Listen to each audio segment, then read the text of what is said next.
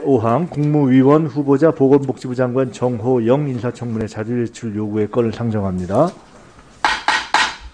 존경하는 김원희 의원님 말씀 주십시오. 저는 그냥 전체 저희가 한 65건 정도 자료 요청을 했는데요. 미제출이 44건이에요. 약 한 70%가 다 미제출 상황입니다. 구체적으로 보면 경북대에 그 편입학 관련한 자료 요청을 30건 했는데 제출된 게 7건이에요. 미제출이 21건이어서 70% 정도. 경북대 병원에는 저희가 봉사활동을 했다고 하니까 그 자료를 등을 보고 싶어서 자료 요청을 했는데 15건을 요청했는데 5건 제출했어요. 미제출이 10건입니다.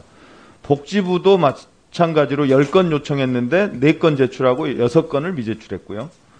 서울대는 통과하고 병무청 관련해서 국민들이 여러 아들 병역 관련해서 휴가라든가 근무 태도라든가 병가라든가 이런 것들이 그동안 청문회 과정에서 국민들의 관심사에서 요청을 했는데 3건 요청했는데 3건 다 뭐 병무청 우리 신검표부터 시작해서 3건 다 아무런 제출을 안 했습니다. 토탈로 보니까 약 한 70% 정도 안 했는데 이런 적이 없었죠. 권덕철 장관님 때 어느 정도 했었죠? 제가 아까 자료 요청을 좀 했는데. 지금 확인 중에 있습니다. 그때 미제출이 많지 않았던 것 같거든요. 야당에서도 서류 제출 안 한다는 얘기를 그렇게 심하게 하지 않고 넘어갔던 기억이 있어서 사실은 굉장히 그동안에 우리 보건복지부 장관님들의 이 인사청문회나 후보들의 인사청문회를 대하는 태도들이 굉장히 적극적이었는데 이런 후보가 없었어요. 70%라뇨, 미제출이. 말이 됩니까, 이게. 그래서 자녀들의 편입학 의혹을 해소해줄 핵심 자료들, 그리고 편입학 관련 서류들, 성적 관련 서류 모두 개인정보 미동의로 제출 거부하고 있는데 이런 상황에 대해서 후보자가 언론을 통해서 이런 얘기했더라고요. 언론 의혹이 다 해소됐다. 국민의 눈높이가 도덕과 윤리의 잣대라면 떳떳하다. 이런 식으로 발언하셨어요. 읽으면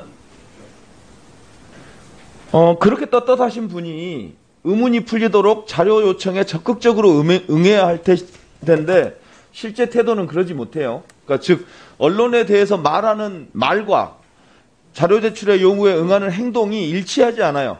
이런 언행일치를 하지 못하는, 언행일치가 되지 않는 이런 후보자에 대해서 국민들이 어떻게 생각하겠어요? 지금이라도 우리 후보자가 자료 요청에 응할 수 있도록 우리 보건복지부가 열심히 좀 역할을 해주시고요. 이런 상황에서 사상 유례 없는 자료 제출 거부 상황에서 정상적인 인사청문회가 진행될 리가 만무하잖아요. 이 정 후보자가 깜깜이 청문회를 통해서 이렇게 진실을 피해가고 싶겠지만 이런 행태는 결국 공정과 정의를 내세우는 윤석열 정부에게 치명적인 부담을 주게 될 거라고 하는 경고를 드리면서 다시 한번 자료 제출에 응해줄 것을 부탁드립니다. 네, 다른 말씀은 없으시? 네, 말씀 주십시오.